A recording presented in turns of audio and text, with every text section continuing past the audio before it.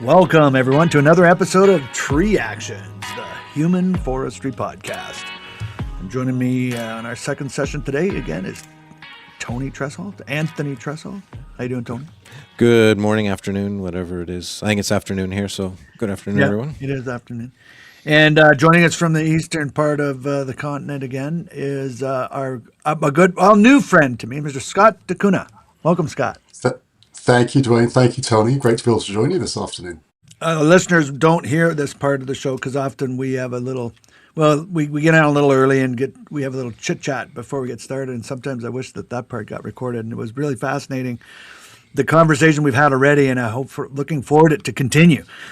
But on that note, to get us rolling, and I know that you've listened to a couple podcasts, Scott, so I'm looking forward to hearing you tell us and our listeners the first memory you have of being connected or feeling connected to a tree or trees. So this is a question that you think you ask everybody, right? So Yeah. It's a common question. So I really had to think about that one because when I can't remember, I grew up in a concrete jungle. So I grew up in London. And so there were obviously England's very green and tree lined, but I don't think I really felt a connection to a tree until I was in my early 30s. My wife and I got married. We'd bought a house, and I planted 4 trees on my lot. So I planted 3 trees in the back, and we did it together. So I should give her full credits. My wife and I planted the trees together, 3 in the back, and a tree in our front yard. And I think for me, I felt the emotional connection for a number of reasons. So up until that point, till we'd moved, I'd actually lived in 6 or 7 different places in the prior decade. So this was the most stable place that I'd moved to after we got getting married. I think should add some little stability. Right. And then buying a house and planting trees. And this was something that I felt connected to because now I was building something and I was starting something. And whether it was like picking out the 3 trees, so in the backyard we got a magnolia, a red sunset maple, and golden locust. And in the front yard we planted a weeping cherry tree. And so each planted different styles, different flowering patterns, and But the one in the front is probably the one that resonates the most with me because when it actually blooms and it's pink blossoms and it's beautiful for that week or two when it's in bloom, and to the point that you just feel like there's a change because it's spring, so it's coming out, and people will stop and they'll take photographs of this tree, and I'm mindful about trimming the tree every year so it looks appropriate, and it's almost like one of my kids, right? So these trees are like my kids because I've planted them and they've taken root, and they are significantly larger than they were 20 odd years ago. So I think though that was the first time I'd become connected to trees. They were the first trees I ever planted, in all fairness. Never planted a tree prior to that. So I was 33, I think, 33 or 34, planting trees. And they're still growing. They're still growing. Yeah. They're still growing. Yeah. That is really cool. And it's interesting because, obviously being arborists, we have guests on the show who, a lot of our guests, and we're expanding our guest pool out, and you're part of that process, and I'm really excited about that because we're reaching out beyond people that have grown up or traditionally had a career as an arborist. They have different careers, and the people that we would interact with are people like yourself who have trees and grow their trees and love their trees, and then something may be wrong with the tree, or the tree's getting larger, or maybe it has some damage from a storm, and then they call for help because my tree, and then it's a really interesting thing because you build a relationship, a lot of arborists, with a customer, and you got to be sensitive to this because it's like their babies, right? It's like, and they express to you how much they care about it when they planted it. They know all this stuff about it. It's interesting, Tony, because as arborists we interact. That's one of the, I think, true gifts of an arborist is being able to bridge that and being sensitive to that, like understanding how much and exactly what that tree means to an individual, and then marrying what they need and what that tree needs with what they need. Because sometimes individuals don't know exactly what a tree might need, especially as it gets older and so on, right? Oh, you get a fresh appreciation, I think, after you plant trees and what's involved in maintaining those trees, Yeah. and getting arborists and tree specialists in to come and whether it's to trim the tree or cut the tree or like deal with the sprays that you require for certain. Like, I think the Yeah. locust needs to get sprayed because there's certain types of bugs every 2 years that seem to Yeah. keep coming Yeah. back and all kinds of things. But I think it's once you go through the process of planting trees, and I'm a big believer in this. Like Tree Canada has some great programs around tree planting for kids. And I told people I never planted a tree till I was in my 30s, into my early 30s. And I think if I had planted trees when I was 8, 9, 10 years old, or 12 years old, it probably would have changed the way I look at the natural world, because you're getting to see that. And so it's something we've always tried to push, like, why can't we do more programs like that with schools? Why can't we expose more kids to that? Why can't we get them thinking about trees, or at least understanding the simplicity around planting a tree, the importance of planting a tree? Yeah.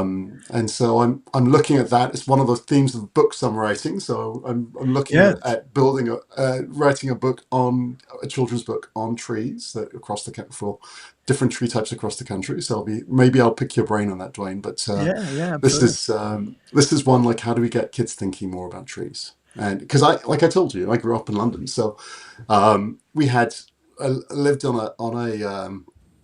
a street in London proper, northwest London, in Wilson, and we had trees, London plane trees, Yeah. that were planted Of down course. the street, because I think those were probably the most affordable trees that you could plant in a heavily concreted area. Right. And so I still remember as a kid coming home from school, and these large trees would be out there with canopy, and it would look quite, even if it was in London proper, look quite green. Yeah. And London it does think about trees and parks and the like. And Oh yeah. so you, even for us, like, to go to the park, we didn't have trees in our backyard, but going to the park, like, expansive space and types of trees was considered big. But in terms of planting, no, nobody really planted trees. And I can't ever remember ever seeing trees being planted in the UK when I lived there as a kid. So it's a very different mindset when I think about living here in Canada. Interesting. Yeah. And if you have a home, you've planted a tree, likely. Well, and England does have intensive, and if I'm not mistaken, they pioneered the tree protection bylaws and programs, right, for protecting native trees and well, not just native trees, but trees that are planted and a lot of replanting. So you just maybe aren't been aware of it, but they've done a lot because countries that had a large military going way back, prior to the Air Force, seafaring was the military might. That was where you really had your power, right? And England was known for that as well, right? And so they harvested a lot of trees, and at some point they realized, holy moly, we got to, they only grow so fast, and the size you need to build these ships, so it became a commodity issue, right? And that's where also the realization you got to protect some of this stuff goes. It's interesting, the connection between trees and the naval, particularly old wooden ships, because Oh, I can imagine that. Yeah. because they didn't just fell the trees. Your mast is going to be the trunk of a tree. You're going to lower that carefully and treat it quite carefully before, like, as you're building your ship, right? So there's a strong historical connection between using ropes and pulleys and arboriculture and mariners. Like, there was a strong relationship, and that got lost with the new ships and as things changed, but tree care still remained, right? So we use ropes and knots and hitches a lot, right? One of the only vocations left that really does that. It's quite interesting. Interesting. Yeah, it's interesting when you think about it. How some things grow in tandem together, and I can see that. Like, I think, the UK does have that background of sort of having green areas, and green spaces are important. You even think about, when I compare London to Toronto, and I Yeah. think about in Toronto itself, you go into the downtown core, there aren't really parks. the No. waterfront will be developed as a park. Hyde Park is a little bit out, and then there are these pockets like the Don around the Don River and stuff, where there's some park spaces. But you go to central London, there are parks everywhere. Yeah. Yeah. So, and it's just part of it's the design that you think about when you're trying to create a Yeah. space. Yeah. What should it surround, and what's important, and where do people go in their lunch hours, and they have sandwich in the park, or they enjoy the green spaces. So you may not have a backyard, but you have access to a park, and that's true right across big cities like London, Yeah. or even if you go out into the country where you've got lots of space available. Like, it's considered those communal spaces are really, really important. Yeah. Well, and you see it more so in European countries, and I think it here in North America, particularly, and I think we're seeing a trend away from it. But the advent of the vehicle and the ways things began to be constructed, you lost the foot pedestrian concept, and the everything became about driving to and fro. And so, like when you go into Europe, you can go many places. You won't even rent a car, and you can do a lot of sightseeing. You go around. You're Yeah, going to supper and lunches, and you're walking everywhere, and it's easy to walk. And you think, well, why aren't we doing this at home? Well, it's not. A lot of cities in North America here, it's not easy to walk around. They're not made for walking around in. They're it's made true. for That's driving true. It's around in, true. right? Yeah, and it's and so there's that. I don't know if it was a function of the fact that we didn't have vehicles and we had horse and buggies and walked a lot more back then. But there's no question they've proven over and over that the mental health of communities is improved dramatically with green space. Oh yeah, well, the Japanese practice that now, right? Yeah. So in terms of looking at tree bathing and the like, and there's enough evidence to say that your mental health improves, your heartbeat Yeah. is at a better rate. There's a number of things that are out there that Yeah. sort of point to, if you can incorporate nature into your living space, there are lots of unforeseen, unpredicted health benefits that you don't even consider when you contemplating parks and trails.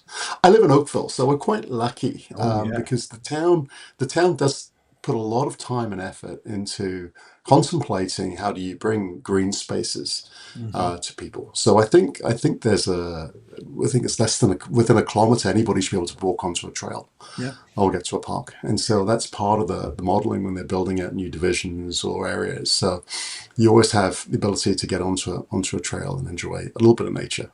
So I think it's that's something that we should probably consider more collectively as a country, and saying how can we bring that to everybody Yeah. Well, and in I some think shape or form. Tree Canada has some interest in trying to achieve that too, right? It's part of our Oh yeah, urban mandate, if you planting. will. Yeah. Yeah, urban planting is supposed to be is where the effort is, because you're bringing trees to people. It's just the expense and the I won't say challenge, but more the expense to do it is higher, because you're Yeah. spending $1,200 on getting an appropriate sized tree, as opposed to planting a little seeded sapling. And so there's that change that needs to be brought through. Plus, you're also dealing with different types of regulatory bodies and municipalities. So around how do you sort of get into the space to be able to plant these trees, and Yeah. the rules around it. But I think there's lots of opportunity. It's exciting. I think there's lots of good things that we do at Tree Canada. We can certainly amplify, with the right partners and the right funding model. Yeah. Yeah. Like Leo said in his podcast, like, you need money to do stuff. I want to get back on that inherent connection. They know that trees release, off gassing that calms our nerves and so on. And I think that's part of it. But there is something, I, then that is part of the something that people experience in the forest. But there certainly is, and it doesn't even have to be the forest, but in a green space, often in parks you have grass as part of that. But you know. It's pretty much. Well, we're talking about this another one too. Like, you aren't going to find anyone that really disagrees with the that concept of a green space and the comfort they find in it, or wanting it, or creating it. It's supported by everyone, and that's an interesting thing in itself, because in today's day and age, there's such controversy. It's one topic, or one of the few that is universally agreed upon or accepted as good. Trees. Having the great, I think, yeah, I don't think anybody would ever disagree that trees are a good thing. I think the challenge that we probably face is that when it comes down to making the space for trees and green space, weighed up against and the benefits that brings versus the ability to sell another plot and make some money on developing a home or a house or a condo, whatever it would be. Yeah. That's where it starts to get messy. Right. And I think that's where governments have roles to play, whether it's at the localized level or even provincially, to say, you know what, these are the standards. If we want to build, it's not about just building homes or Right. building houses, it's about building communities. Yeah. And so, what do you want to include in a community when you're articulating your vision for what the province or the town or the municipality or the city would look like? Yeah. So, how do you incorporate these things? And you start to consider the things that we've talked about in terms of even being able to walk somewhere. Okay, well, what does that look like in a Canadian city or town? Yeah. Is it walking? Is it walking to the shops like it would be in Europe? Is it walking to a bus stop or a train station? Is it like what does that look like? But walking to a park or walking to a trail or incorporating that into the planning cycle is something that I think everybody believes in as a consumer. But if as a developer or a builder or an urban planner, how do I bring that to the fore? And I think that's that piece that needs to be considered to say, okay, what is that ratio? Is it a ratio? Is it a population base? Is it like what should determine whether you put in a trail or a or park, and how much are we prepared to ask for that or mandate it? Yeah. But I think most of us, and I'm very new to the tree scene. I think so. My involvement with Tree Canada was been over the last, funny enough, 18 years. So when I started, Wow. I started a relationship between Staples and Tree Canada in 2008, and somehow ended up on the board a decade later. And I'm thrilled to be part of it. I tell people like it's the most rewarding stuff that I think we do because we're making a difference, Yeah. and we're making a difference in the communities. We're making a difference whether it's working with kids and planting trees at schools, whether we are making the case for reconciliation with First Nations. There's a lot of things that we're involved in, Yeah. and we're for a relatively small organization Yeah. in the grand scheme of things. The We were talking earlier about AI. I wonder, like, I don't. That's one example where I can't really get involved in was with the tree, right? Like it can't be a tree. Yeah, I don't know. It might be able to suggest tree maintenance practices potentially, but these, and not just trees, but it's one aspect of that whole concept: green space, walking outdoors, where AI doesn't really have a role. It doesn't serve a function really. And maybe it might advise you on what trail to take, or yeah. destinations that have trees it could advise you on, but it can't give you what you get in the good old outdoors. No, it's true. I agree. I think in terms of there's limitations, and I'm a big believer in AI. I'm doing my AI courses and the like. Yeah. But I agree. I think that's a good example, Dwayne, of saying you can't replace the environment with an app or a series of prompts. And the benefit you get from being outside and being able to be with nature.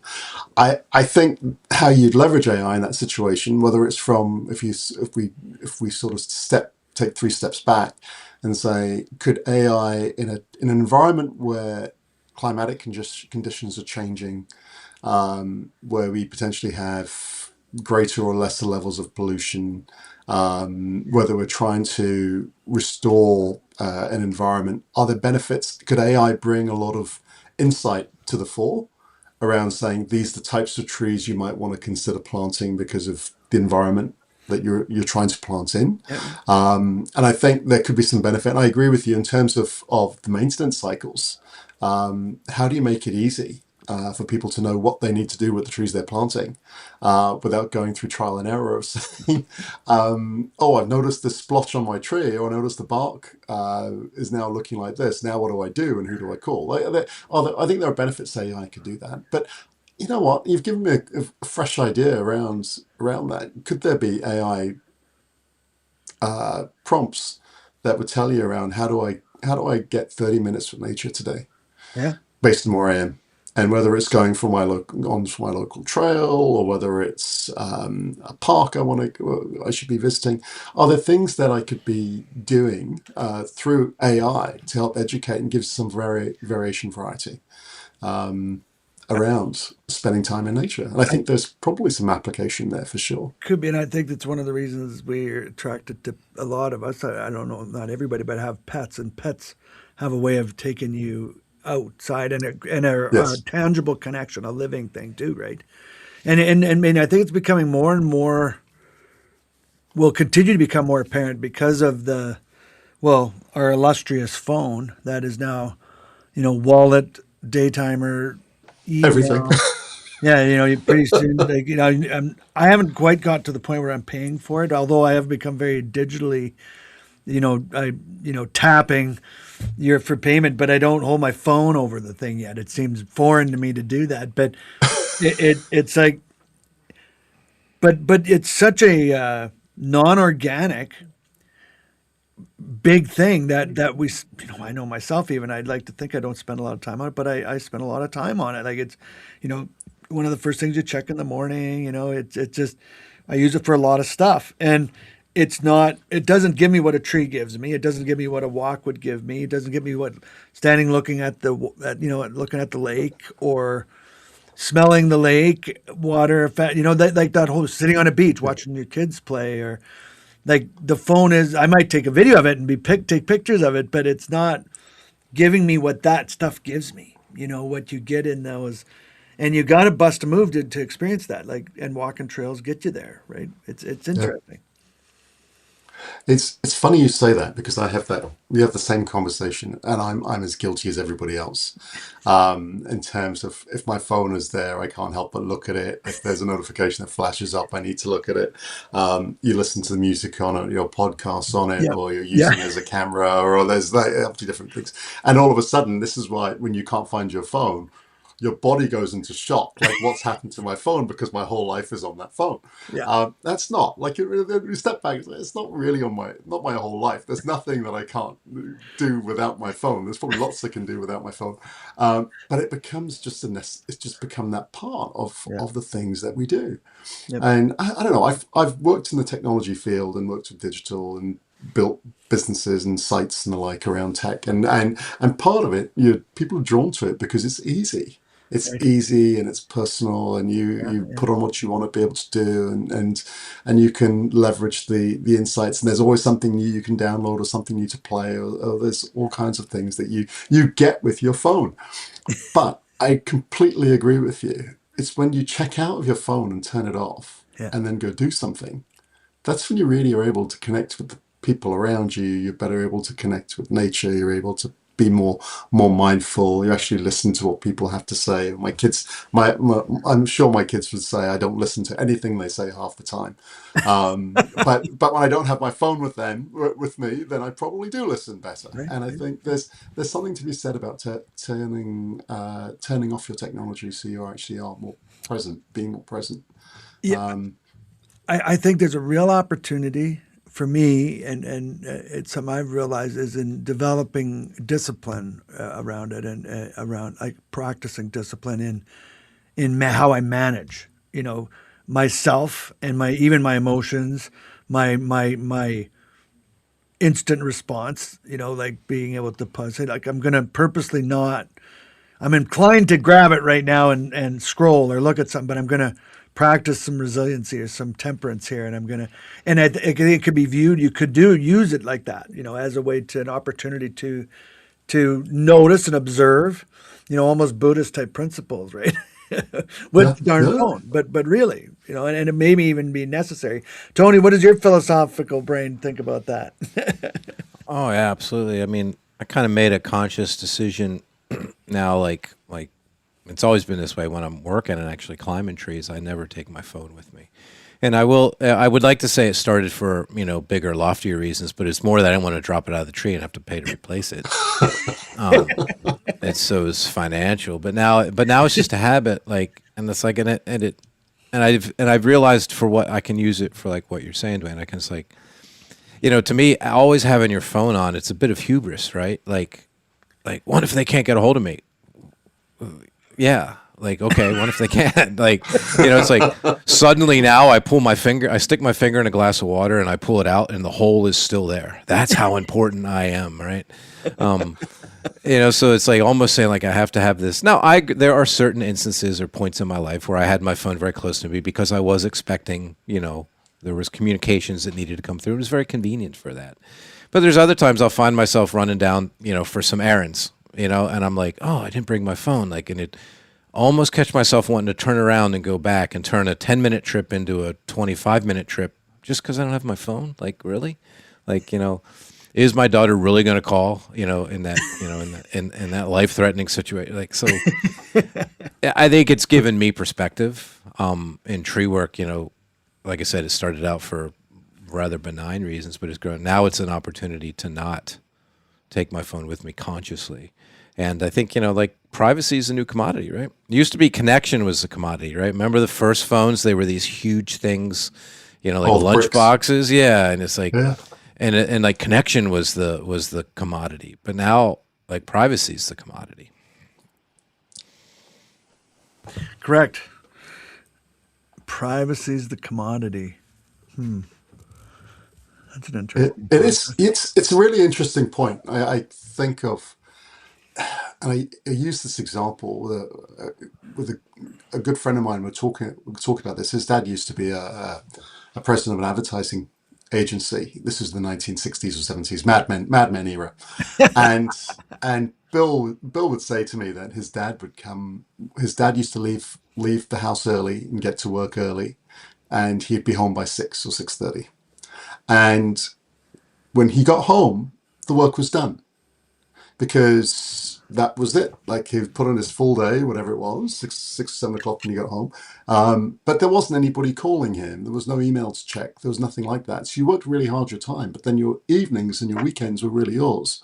Unless it was, to your point, Tony, a matter of life and death and somebody had to call you and ask for something. Right. The reality of it now is that we don't turn off. And the expectation is you don't turn off. So even when people go on vacation, and I've seen this in the course of my career, there's like people ask, oh, you'll still have your phone with you just in case.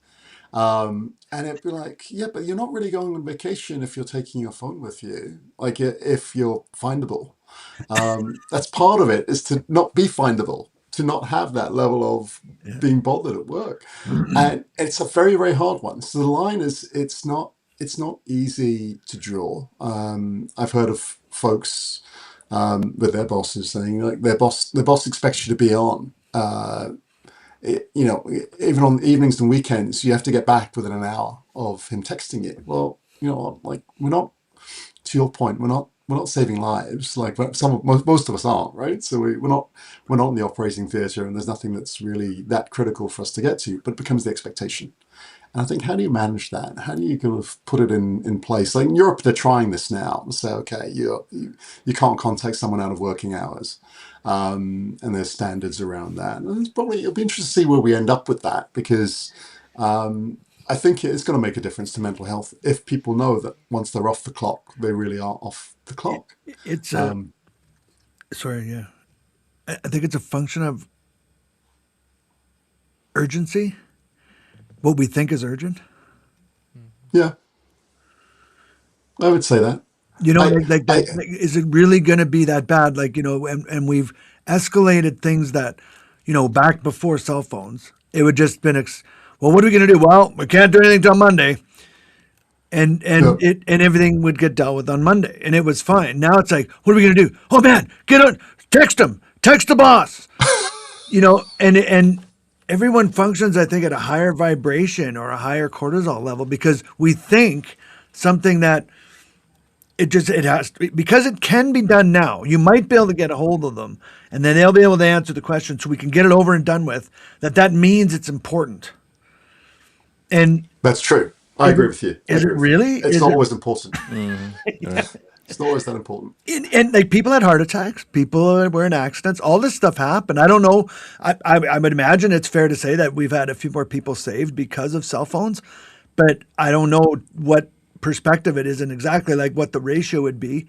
But you know, we didn't have catastrophic events occurring with nuclear plants and airplanes before cell phones. I, Yeah. Yeah, you I know, think you know what? I think you're right. I think it's a question of saying when you think about technology, it's the use case of the technology, and because you have it, there's an expectation that I can get it done now, and it doesn't have to wait. And what's the big deal? Like, what? Why wouldn't you not pick up your phone and answer my question right now, so I can move on with everything else I've got planning? To Tony's yeah, point, and how busy I am. And so now you've slowed me down. I can't get to it till Monday. But the reality of it is, there's very little that's actually so demanding that you have to deal with it right there and then, correct. unless you're first responder or something, of those types of careers. Read an interesting account where Napoleon, in the height of his powers, ordered his personal secretary not to make him aware of any issues for 2 weeks. So if she got a letter urgently requesting his whatever, that she was not to give it to him for 2 weeks. And what he found is that in 2 weeks, most of the problems solve them damn selves. Right? So, and I practice this as a bit of a leadership technique, right? Like, because people always want to, like, because they can get a hold of you and that access can be instant. Well, they're just relying on me to solve the problems all the time, right? Well, solve your own problem, Like, so getting that in access can be beneficial to a certain point.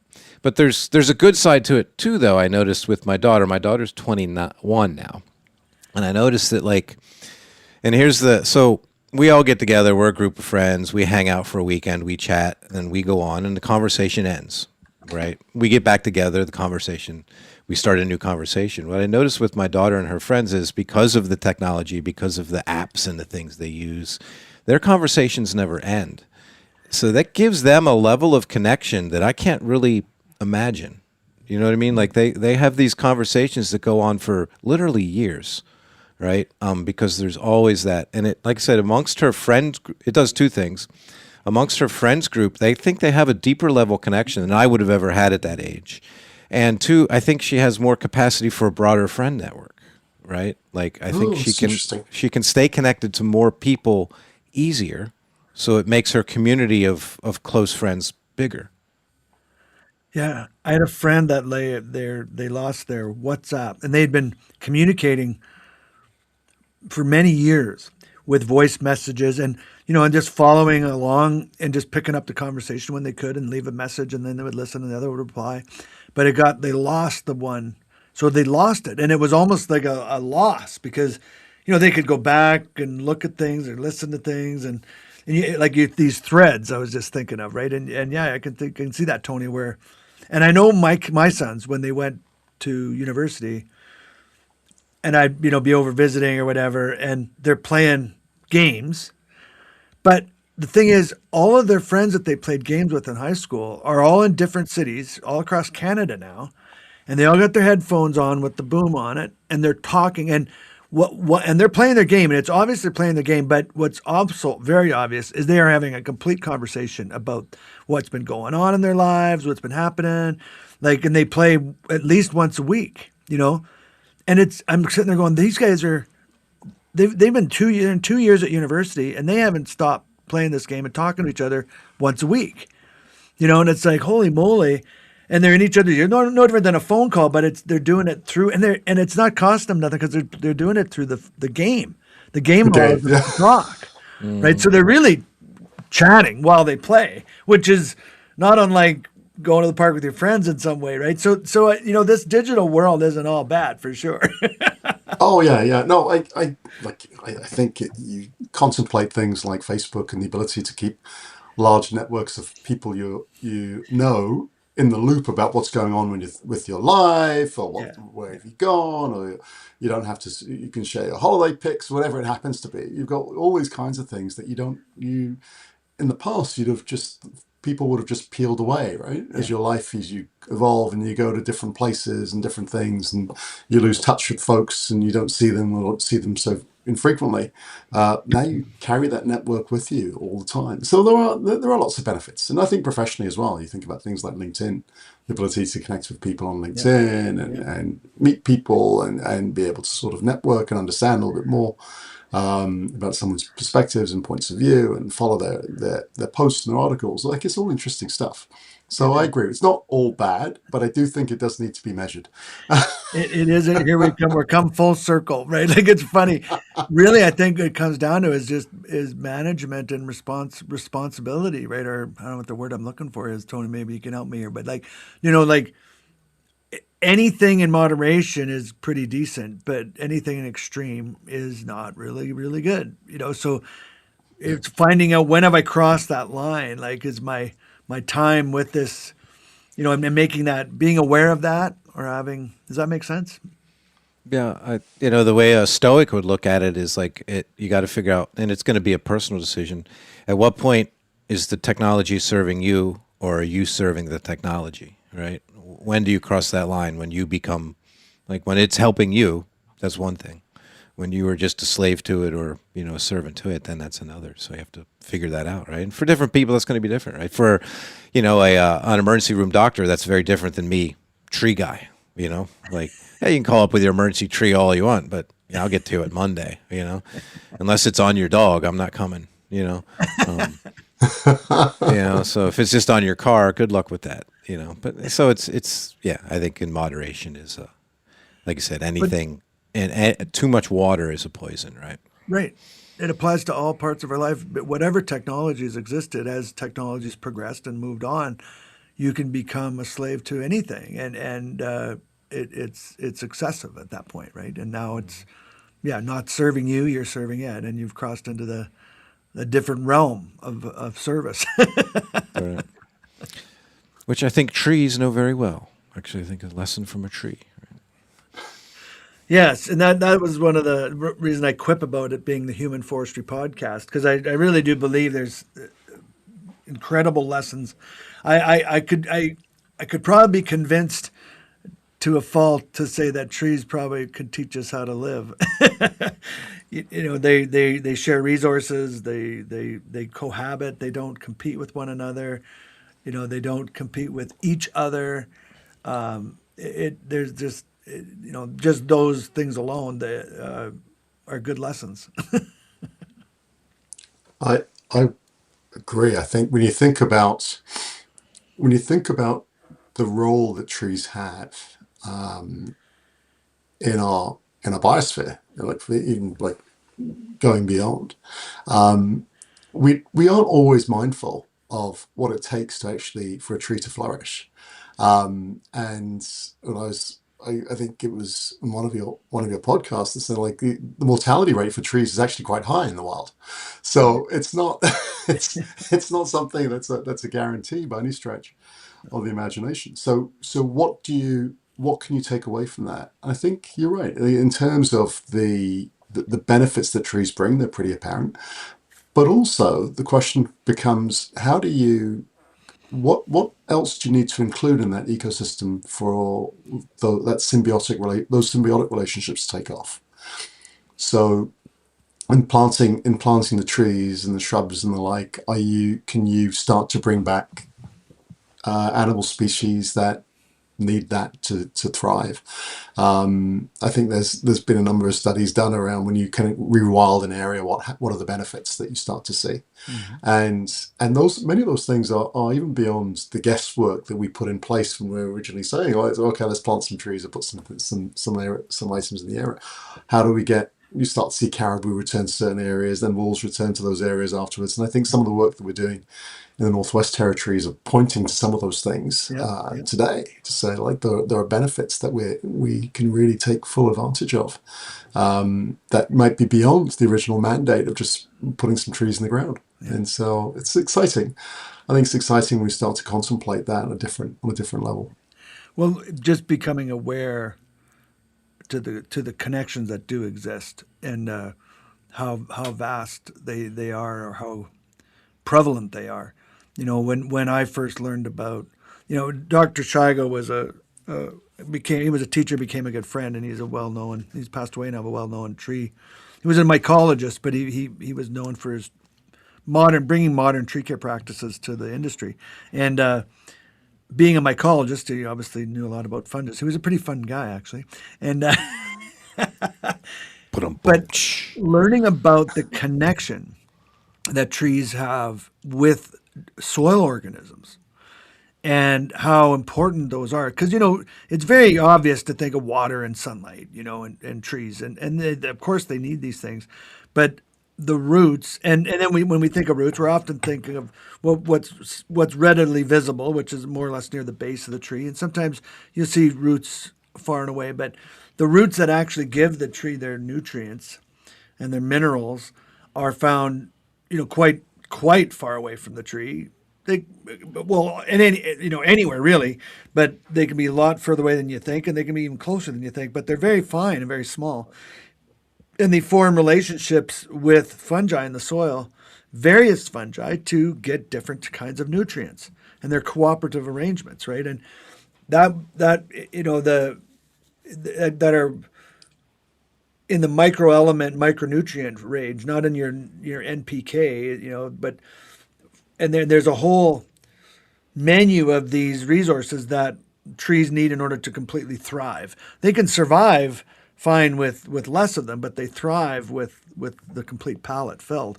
And a lot of soils don't accommodate that. And that's what happens over time. And then as you introduce wildlife as well, because now you introduce fecal matter into decomposition and leaves, you change and like you were saying, now you're bringing more things into the ecosystem, including into the soil. It just changes, and I think it even changes energetically what you feel. Like there's a more of a living. Each one of these things emits a vibration, a frequency, whether it be a fungi, a caribou, a rabbit, a turtle, a tree, a grass, a flower. There's a, and then yourself into this mix as a human.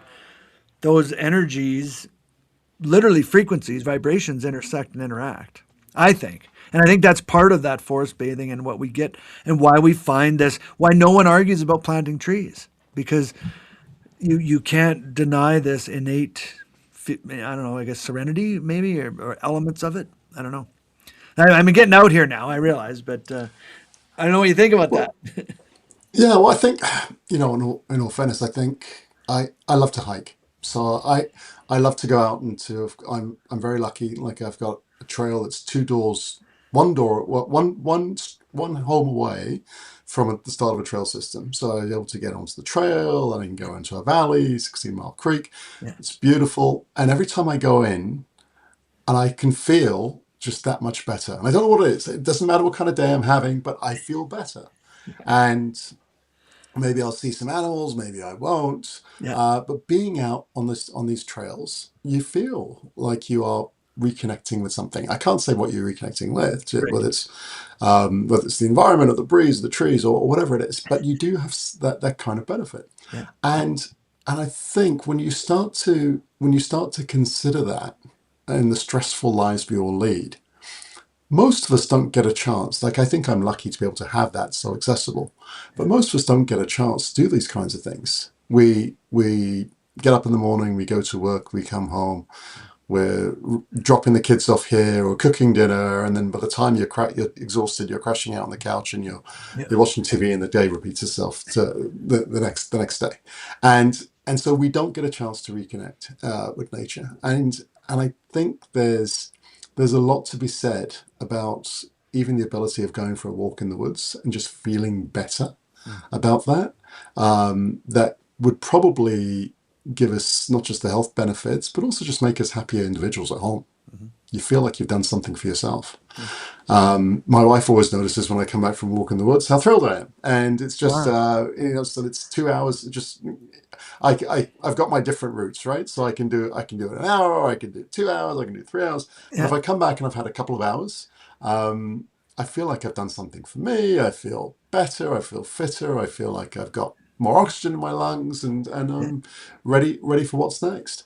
Um, and I think, yeah, those kinds of things. If we can get more people to be outdoors doing something, and I don't mean in -30 in the winter. We've got to find other ways to do other kinds of things. But are there ways in the other 3 seasons to get people out and enjoying what we have in Canada to offer? Because we are Well, lucky, right across the country. I will say -30 in Ontario is pretty nasty. It feels colder than it does here, but I don't know what's happened to me. I'm fascinated by this, and you just reminded me of it. I've really had a problem with winter for most of my life, and I still, I love the warmth, but don't get me wrong. But I've learned to find a real comfort, even in an hour long walk in like having a dog. He's got to have his day, he needs his time, and he's quite insistent. He's gotten used to the routine. So like it could be just a nasty blowing. Like it's storming out. Let's just call it what it is. It's not fun, but it's a bundle up. We got to go, and if it's really bad, he won't want to go as long, but he still wants to go. And I can go out and on some of the trails, I can go into the trees, and then it's quite calmer in the trees. The trees will be moving, and you can hear the wind, but you can find these pockets of pretty calm places, right? It's like, wow. And, you wouldn't necessarily know they were there if you didn't get out and have to go get into them. And I've learned to develop an appreciation, even in the snow and the storm and the cold. Like, there's things you see and observe that you don't see, like the behavior of animals, and they act differently. Like when it's really cold, the birds don't move a lot. They tend to just sit huddled, and they don't want to fly away if you get close to them. And they're like, just leave me alone, and it's cold. But they're still there, and they will fly if they have to. It's really quite interesting, and I've a new appreciation. I find it fascinating the similarities between snow and sand. I'll still say, oh wow, You know how yeah, it it's drifts and moves? It's very similar to sand, but it's not sand. look. It's just a different extreme. It's quite fascinating. Like a snowdrift can look a lot like a dune. Oh, interesting. I suppose, right? It's the shaping of the wind Yeah. shapes it in Yeah, a and the certain way it way. moves and shapes, it's fascinating. If you forget that it's really cold, it's quite beautiful. And we get lucky here because we get a lot of sun, and when it's cold, it's cold, and when it's nice. And even when it's -20, it's not bone chilling like Ontario cold, and it's sunny and bright. And so it's so bright. Like today after the first podcast, I went on a walk with the dog, and the snow's sparkling today, and it literally looks like it's covered in diamonds. It's just unreal. Oh wow, It amazing. doesn't like that all the time, but right now the warmth we've had and the way the snow's melting, it sparkles. There's no other way to describe it. It's just sparkling. It's fascinating.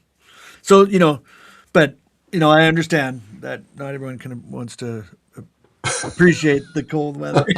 Tony was just complaining about you guys are getting more cold right now. Yeah, yeah. I'm not totally complaining about it now. If it's doing this a month from now, I'm going to start complaining. Um, I have to remind myself it's winter in Canada, right? So it's yeah, like this is exactly. what we should be expecting. Um, but it still makes me wish for a little bit more tropical. I'm more of a palm tree kind of guy than a Yeah. pine tree kind of guy, right? So give me give me tropical climes. But it's what gives you the appreciation. I think what I've come to appreciate really is the seasons. Because I've spent time like 6 8 months in equatorial regions where you don't, you have rain and you have hot, but you don't. It's not as stark as it is here. It's not as like here. August compared to December there's definitive differences, like very Oh yes. clear differences, right? And I think I like that you really get a sense of renewal and change. What's happening now, and as spring comes, like you talked about the cherry tree, right? Like even there, a lot of these trees, even in tropical places, they blossom only once a year. They have a cycle, even there, and if you had everything perfect all the time, you wouldn't appreciate it as much, maybe. Oh, it's true. We find the wonder in the in the single instance, right? So if it's if something is available year round, you often take it for granted. So, and spring is one of those times where you can actually enjoy it. You get to see the flowers reappearing, Yeah. and if the perennials you planted 2 years ago, or the biennials 2 years ago, and you start to see those benefit, like Yeah. you start to see Yeah. them flowering, you feel like you've done something or Yeah. achieved something. Yeah. So it's an interesting one because I look at the trail that I love to go on, and I take photographs as a lookout point. Okay. And I have photographs from that lookout point over the last, I don't know, 15 years or 20 years probably, for every season except one, winter, Oh because I wow. would never make it there in the winter because it was too icy. And it's not the trail system is not maintained in the winter, so you really are. If you take a slip or a slide, then you could end up off the trail or off the cliff, and it was somewhere you really don't really want to be. But about a year and a half ago, or maybe 2 years ago, we went snowshoeing, and we were able to snowshoe. Yeah. So I actually got my winter photograph and there was still like different types of trees out there, totally different. Like it's a totally different feel, and Yeah. so you look at it, it's the same location, Yeah. but with ice and snow and the stream being, or the creek being frozen over. Yeah. It's so incredibly different, beautiful in its own specific way, Yeah. Exactly. but it's and colder obviously, but it allowed me to finish my set. Right, so now I've got my full set of photographs, but it also gives you an appreciation for how Yeah. the world turns, right? We have to get through winter to get to spring. So Yeah. that's the other piece to it, right? And it's just like life in general. Sometimes you've got to crawl through the really hard stuff to be able to look Yeah. to get to the point when it's really Yeah. new, exciting, fresh, Yeah. and a new start. I think something Well, to it's be a said. season, and sometimes you go through a season, like you go through a winter period and you can, like nature gives us the analogy or the lesson that it'll change, like it will thaw and the river will flow again, right? And you have that hope in that, right? And you our seasons of our life or seasons of, the what's the period of discontent is it will end. And, you can even take it to sunrise and sunset, like the sun, it's going to come up. Just Yes. it's only today. Maybe it's just a bad day today. Get like tomorrow will probably be different, and it certainly is going to change in spring. Like as how cold and nasty it is. I find it, I don't know, weirdly fascinating. I'll sit there sometimes, and I always like to keep my deck clear and everything. And I'm out there shoveling, and it's cold, and then it'll be sunny and it'll be clear for a few days. And I'm thinking to when the patio furniture is going to come out, and I'll have a moment thinking, man, it was only what 4 months, 5, 6 months ago. We were sitting there having a barbecue outside, t-shirt and shorts. There's no way you could do that right now. And yet it's the same spot, the same location, just different, right? And Just different. it's fascinating. And that knowing that it's going to change again. I'm going to be mowing the lawn. I'm not going to be shoveling the snow, right? So It's weird. And I think if you live somewhere where you don't have that, I don't know. I think you miss a little something. I don't know. Maybe you live longer though in those warm climates. I'm with you, Dwayne. I don't think I'd want to live anywhere consistently where I wouldn't have the four seasons change. I just like the process of it, and spring is going to be very sweet this year because winter's been very cold, right?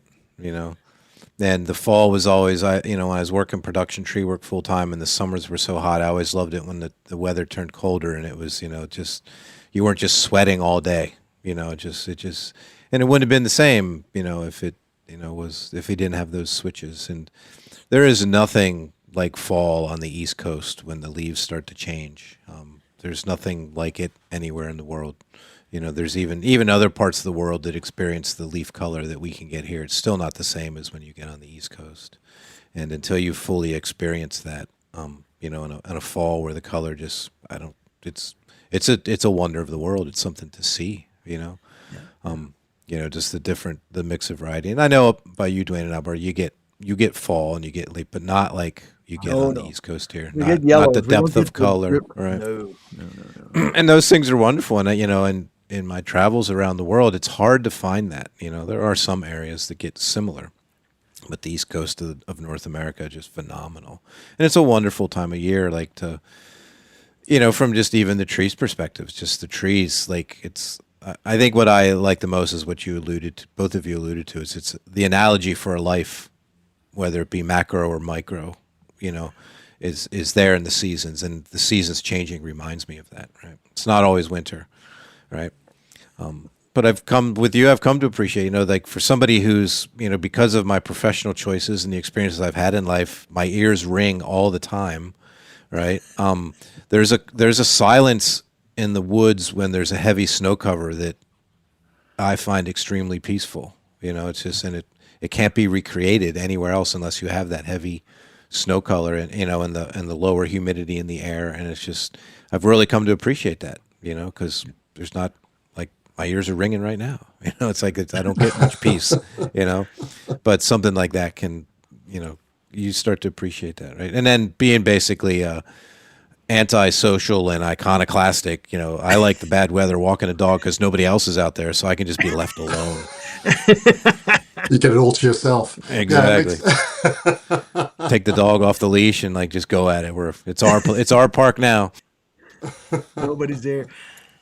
Yeah, I have to say here, when it gets to be, it was funny. I was listening to, I can't remember who was talking, and they said, well, they even test the stuff to -40. 'Cause, like at -40, you basically die if you go outside, And I'm like, well, we experience -40 quite frequently in the winter. Actually, Quickly. like we actually had -48 for about a week here this winter. Oh, wow. And it was below -50 with wind chill. But what's funny is, when you hit about -40, the winds, you don't get as much wind. It's rare to have wind, and it's even rare to have cloud, because cloud cover tends to keep things warmer. Like, so when it's clear sky is when you're going to get, like, your coldest nights are always clear skies, at least here in the West, in the Great Plains, I guess. And then the wind also stops. So, like, it's when it's -45, let's say, and we got to take the dog for the walk, like, he'll stick his head out and be like, ugh. And he's not so quick to go run out. So it's damn cold when that happens. And you can just feel it like a wall as soon as you open the door. And there's frost around the door, right? You're like, whoa. Like, no matter how good your house is built, you're gonna get you'll know where all your little seepage areas are, right? Because that kind of cold, it just shows up. So, but when you walk outside, and Tony, when you mentioned the silence, like, it is so quiet. See, the birds aren't singing really, right? Everything's just hunkered down, and they're just they're not moving a lot. So the silence is just incredible. And then the bright, it's always incredibly brilliantly bright because of the white snow, which I find also fascinating, because it's like it covers everything. Any yard, you did a project in the yard and the sod hadn't grown and you got a mud patch there. Once the first snow comes, it's all forgotten. It's all pure white. Everything's clean. You forget about it till spring. Like, oh, right, I forgot to clean that up last fall. Like, it's all wood there. But it until you've experienced it, it's really cool. And then there's the whole fun thing of taking a cup of water and throwing it in the air, and it turns to ice and mist before it doesn't land. It just goes, and it doesn't hit the ground, which is kind of Interesting. cool. Yeah, and I haven't done that. Yeah, Not yet. I'll give it a go when we reach -30 again. I'll see what happens. But I don't know if that's going to be sufficient. But anyways, give it a shot. I know people always listen to me regale the cold, and then they go, "Yeah, well, I'll still take my vacations in the nice warm place. You can have your cold." But I don't know what's happened to me in this. See, since the COVID, we didn't travel, and then there was some health issues with my wife, so we haven't gone to. We were routinely going warm in winter, and I was quite pleased with that. And we haven't been able to, and I was like really regretting it the first two, like, oh man, it's gonna be cold. And I don't know, something shifted where maybe it was just an acceptance or something. And I'm able to just appreciate it for what it is and live in the moment of it rather than lament and wish I was somewhere else. But I mean, that's probably just a general life lesson there. It's the cold is it's a different kind of experience. Like for us, we love to travel. It's my passion, Yeah. Yeah. probably more than anything else. And so if I think a couple of weeks of cold here or there, or a couple of weeks of snow all over the place Right. is Right. okay. But it's over the 4 months or 5 months Yeah. that it gets to me. Yeah. And this is where I think like I'd rather be in South America for 4 weeks or rather be in Australia for 4 weeks. Like not that it's like it can be overly hot there too, right? So Yeah. Yeah. I've got friends in Sydney and you listen to plus 40 or plus 45 in some instances and you say, Yeah. oh, that's the other extreme. Yeah. Um, but but again, it's just it's a different level of exposure and something to look forward to. For me, I like to hike. So in the winter, a lot of it's lost to me. So I have to wait for the conditions to improve Right. Right. before I can get out again. And but I know others who love to snowshoe, and so for them, when winter comes, that's perfect. The snowshoes come on, or the cross country skiing, and Yeah. people are good to go. So it's what you like and prefer, I suppose. Yeah, well, we do both. We hike and then we also snowshoe. We don't snowshoe in the mountains. But we snowshoe at the yard here, and we go through that. We break them out at some point. It's time to break out the snowshoes, and then they sit there for till winter or spring, and then they go back in where they're hung. Did you always practice your hiking in that, or when you were in the height of your career, I suppose you could say, or whatever, did you maintain it as well through that, or were you a workaholic like us? I would we go hiking. I got my I think when we moved to Oakville because there was so much there are trail systems available, and there's some great hiking opportunities right around Halton region Yeah, and yeah, Peel and the Line, yeah. that we got deeper into it. And so I've got my books on hiking with trails and stuff, and I've tried to work through those levels of trails. Okay. And I've enjoyed it. But we've also hiked. We've hiked in Alberta. Yeah, We've gone to Banff and Lake Louise yeah, yeah. and near Jasper, and we've hiked in BC. We've hiked in Newfoundland as well, Oh, nice. and enjoyed that. So done extremes on both sides of the country, and I love it. I love going out there. I love seeing different things. I love to be out in nature. So, sometimes it can be a little bit heavy. Like we went to, I think when we were in Lake Louise, it's like you legions and legions and legions of people, right? So you look at it and say, so Yeah, hiking is a different kind of experience. When it's peak tourist season, yeah. but it was still beautiful, still enjoyable. I loved it. And for me, I think the next when we go to Wales, we're going to try and hike Mm, Mount Snowdon. So that's the tallest mountain in Wales. I don't know how nice. tall that would be, but but I think it's 7 hours up to the top and back. So as long as the weather conditions are good, then I can say That'll be I've hiked Mount that should be Snowdon. pretty grueling. I mean, Wales is known for its mountaineering, right? That's Yeah, yeah, yeah. yeah, So it should be nice enough. It's interesting. I think the first place that I hiked, I was a university student in the UK. So I'd gone from London, and I went to University at Lancaster, which is the northwest of England, yeah. and very close to Lake District. And so my flatmates and I we all jumped in a car. We went to and we drove to Lake District. And a friend, a girl I was seeing at the time, told me you should really climb Helvellyn. Like I've heard, it's really good. So we decided to climb Helvellyn, and we didn't have any gear with us. It was a bright sunny day, so we didn't have anything beyond like all in our short sleeves and short sleeves polo shirts and wearing jeans, and decided to walk up and being immature 18 and 19-year-olds were laughing at all these people who have got the full hiking gear on and a Yeah. black dog called Rex and all kinds of stuff. And we climb up to the top of this, up the mountain, and it starts hailing at the top of the mountain. Yeah. So it's hail and it's snow, and we can see the top of the mountain where these people had got to, right? The people who had walked past us. And we're wondering, do we climb to the top of the mountain? And wonder if these people who we've teased and poked fun at would actually help us at the top. And we didn't. We decided to turn around and to go back down. I think it took us 3 hours to walk up to the top, and it took us only an hour and a half to come all the way down. And people were slipping and sliding. It wasn't until we actually got off the mountain that we actually learnt that it was one of the most treacherous mountains to climb in the Lake District, and there are more fatalities around that mountain than there are other mountains Yeah. in the area. So we were incredibly lucky, listening to some of the stories that I'd heard. And whenever whenever we get together, we have our reunion every decade. We talk about this. It always comes Right. up in some shape or form, and people rank it up as being one of the most stupid things we've ever done.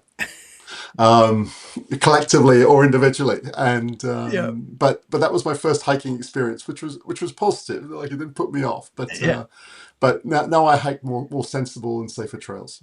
It's funny that how so many of us have had the experience like that, where you try something once, and when like a friend of mine decided he wanted to summit Mount Robson, which is one of the most difficult peaks. We've learned all this since, okay?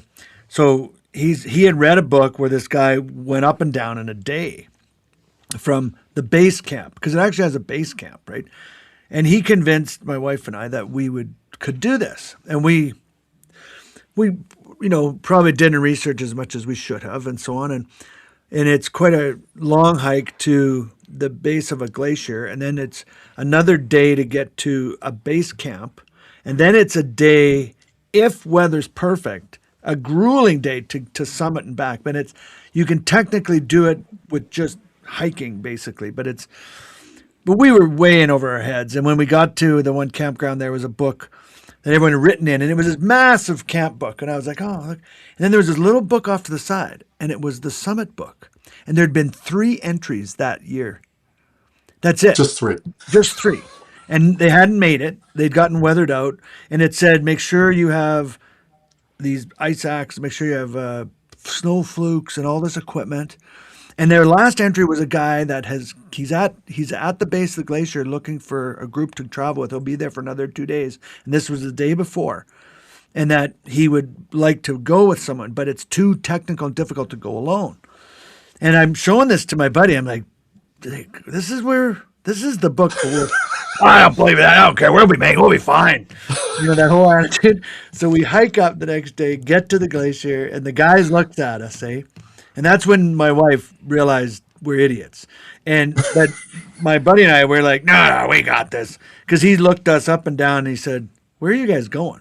So we're going to the extinguisher tower at the base, and he's like, it's like 9. We said, yeah, like in the morning.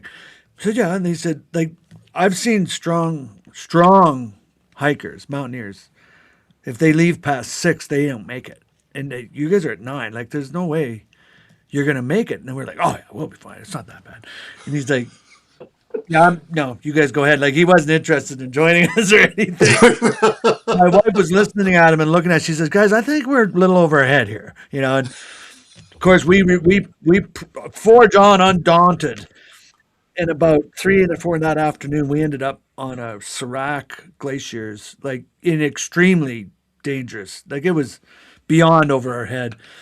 My wife had gone off on a junket. She wouldn't follow us up this path. We ended up meeting her later on and setting up camp in the middle of the night. And it was just horrifying, and we were absolutely destroyed by the time we got down. Luckily, we didn't die. We didn't even get close to summiting, but it was a real lesson in, like, we need to just research better, prepare better. So then my wife starts researching, reading the books, and it's like, on this one rare occasion, these guys managed to do this. It was like a one-of thing, One extremely of rare. And it's one of the most difficult peaks to summit in the world because of weather. Because the summit's always in clouds. It's the highest, one of the highest peaks in the Canadian Rockies, right? And but what you don't know, right? The whole oblivion thing. I got the picture on the wall here of us right here. I got the picture of us sitting there. But I wouldn't have traded it, but I wouldn't do it again. And here's the thing: we're walking this glacier. This is the last day. We're thinking we're going to try to summit. My wife is between my buddy and I. We had enough sense to tie rope, so we had rope. We were tied together, and he's going along, and I'm walking along, and we're about 20, 30 feet apart. All of a sudden, my wife's in front of me, my buddy's in front of her, and you see her like, and she's gone. And the rope oh wow. tight, shoo, and she dropped into a crevasse that broke underneath her, and she was hanging.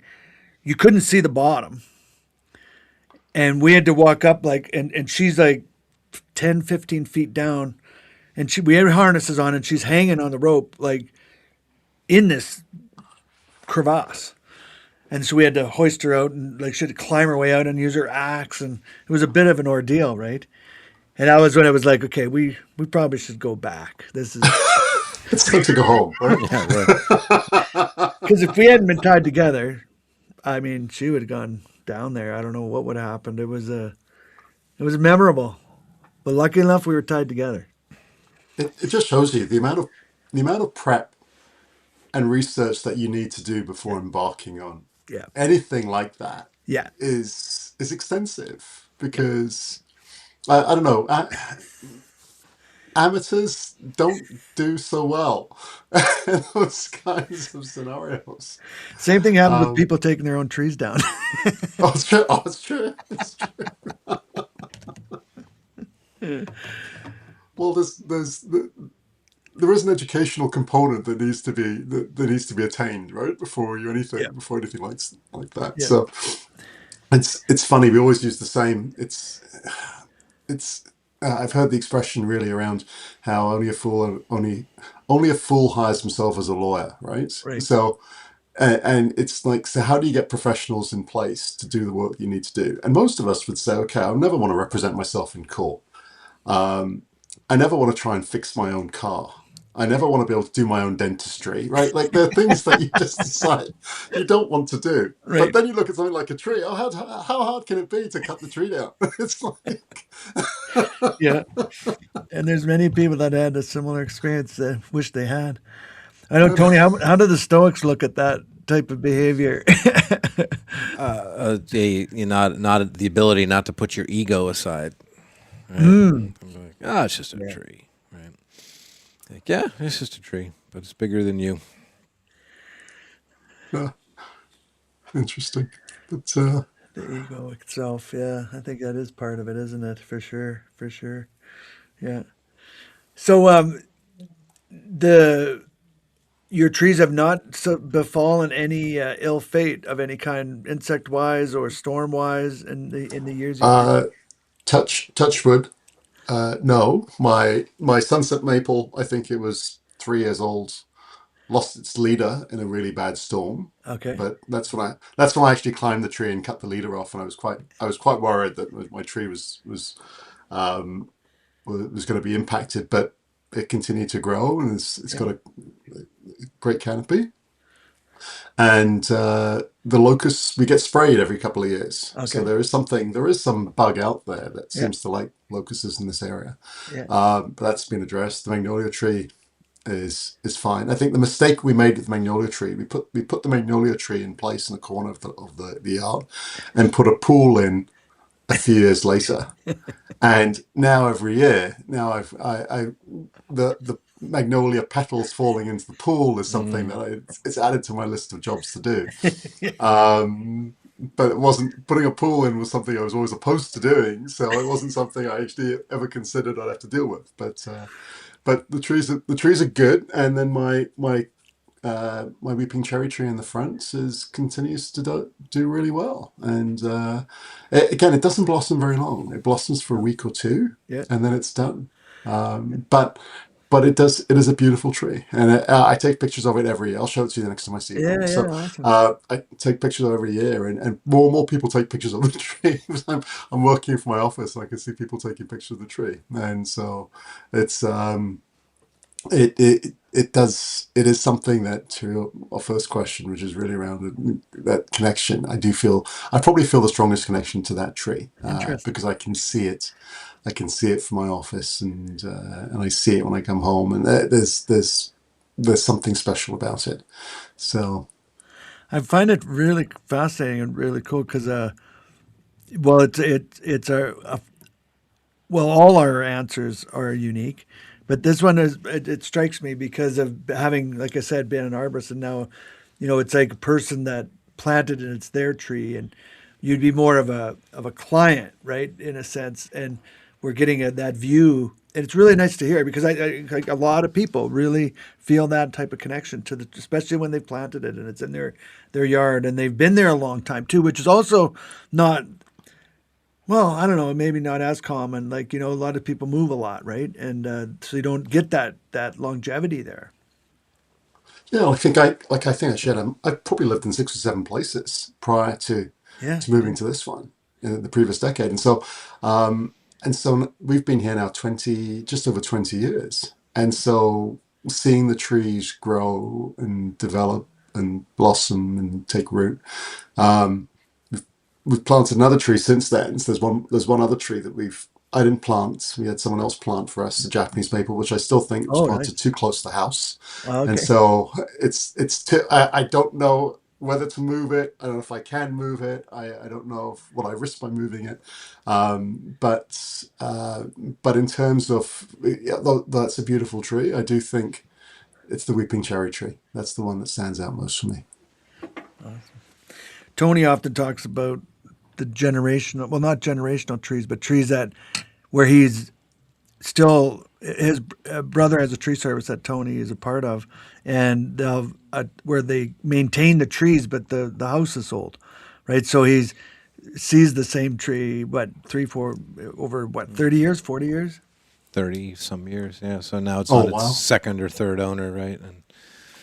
And there's the occasional where like the son or the daughter has taken over the home after the parents have either moved on or passed away, and like they planted the tree when they were born. You've been an arborist a long time when you've been, like, Oh wow. yeah, you're doing that. But actually, it was just funny. We the Lancaster city here is one of the oldest inland cities in the United States here in Pennsylvania. My brother's based out of there, and we've done a number of Arbor Day projects, with tree planting for schools. And every once in a while, I'll go down the street, and I'll see a tree that we planted, 15, 20 years ago for Arbor Day project. And it's like, wow, that thing got big. It's really kind of neat.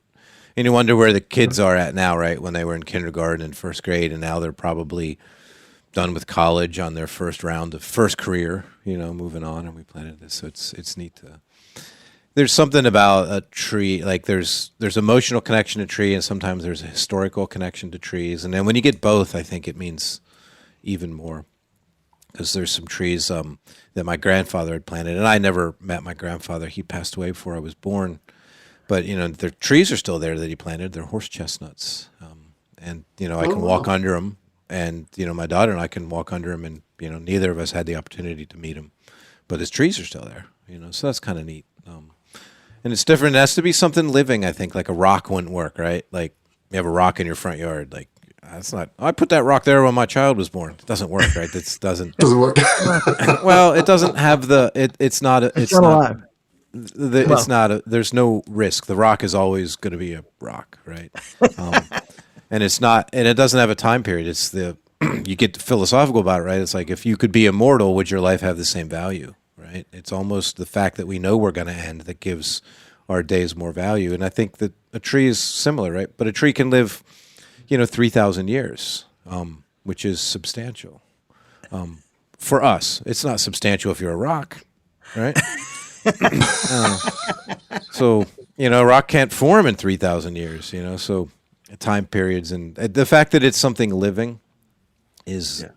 is important, and that it grows and that it changes. And flowering trees, I think, are especially important. I mean, if you go into Japanese philosophy, the cherry blossoms, just because they're so like they bloom for so short of a time, that they were revered for their their analogy, right, and their metaphor, and it's wonderful to get blooming trees like that. They're not the same. The trees that bloom longer are not. I just hold them in a different regard. Not that they're bad, but the ones that there's an ephemeralness to trees and trees blooming that I find fascinating. And that would appear, Scott, you do as well. I do. Yeah, yeah. They're great things. It's a fun thing to be able to chat about. We we've introduced as a segue to the end of our podcast this year a book. There's a book written by I mentioned Dr. Alex Shigo, and he's written many books, but this was one of his books he wrote on sort of a dare, I think, almost. It just because he would always be up with one-line messages and so on. Some were poignant, some were jokes, some were about biology. So he wrote a book called Tree Pithy Points. Okay. And it's brief messages on tree biology, tree care, and philosophy. It's probably his least known book, and you can order it from his daughter still sells his book from Shigo Trees and Associates. I can share with you the link if you'd like. It's you know what? I'll do better than that. Next meeting, I'll bring you one. Oh, perfect. Thank you. And there's 950 pithy points. 950. So we've introduced this for this season with as a bit of a closer for our guests. We ask you to pick a number between 1 and 950, and we'll read that pithy point. So my birthday's September the 11th, so I'm going to go with 119. Ooh, okay. So I like the way you did that. Pithy point 119, 119, 119. And here it is.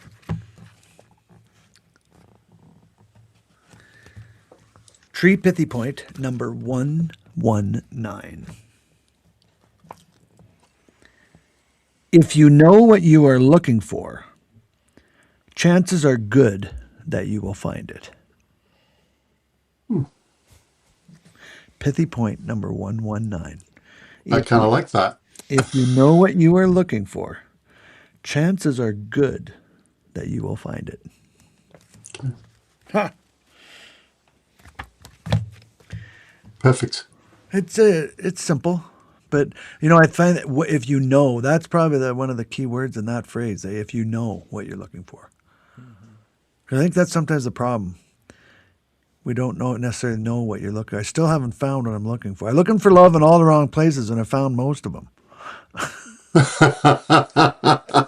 Well, I think you're right. I think it's a question of you don't know what's really out there, and you don't know what you're looking for. I think whether it's true of love, I think that's for sure. But it's also true of careers. It's also true of friends. It's true of everything, right? So, getting a bit of exposure and then working that out is normally where most of us end up.